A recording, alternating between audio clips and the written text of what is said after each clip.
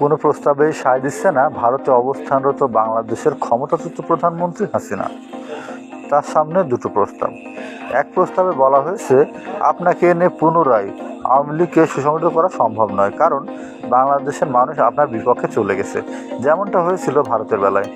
গণহত্যা চালানোর দায় আপনি অস্বীকার করতে পারেন না।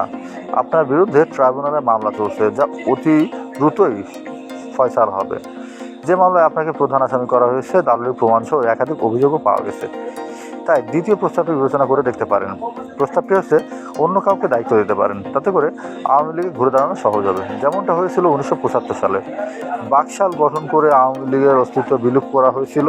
15 আগস্ট পট পরিবর্তনের পর বাকশাল সমাপ্তি ঘটে।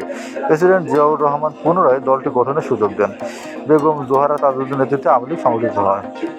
এর মধ্যে 1979 সালে জাতীয় সংসদ নির্বাচন অনুষ্ঠিত হয়। সেই নির্বাচনে আওয়ামী লীগ 39টি আসন জয়লাভ করে। তখন সংসদে নেতৃত্ব দেয় প্রয়াত অ্যাডভোকেট আসাদুজ্জামান খান। তখন সংসদে আওয়াজ তুলে আওয়ামী লীগের সংসদ সদস্যরাও। সব দলের অংশগ্রহণে গঠিত হয়েছিল সংসদ প্রাণবন্ত।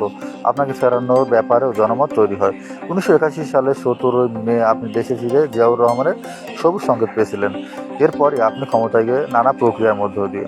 বর্তমান পরিস্থিতি পাল্টে গেছে, এখন তরুণদের হাতেই নেতৃত্ব। বড় রাজনৈতিক দলগুলো চাইলেও আপনাকে ফেরানোর ব্যাপারে সায় দিতে পারবে না। দুটো পশ্চিমা শক্তি অতি সম্প্রতি এই প্রস্তাব দিয়ে হাসিনা সংশ্লিষ্টদের সঙ্গে কথা বলেছে। এমনকি ভারতে অনেকেই মনে করছে এটা এই মুহূর্তে বাস্তবতা। ভারতের রাজনৈতিক নেতাদের মধ্যেও এ নিয়ে রয়েছে প্রচণ্ড মতবিরোধ।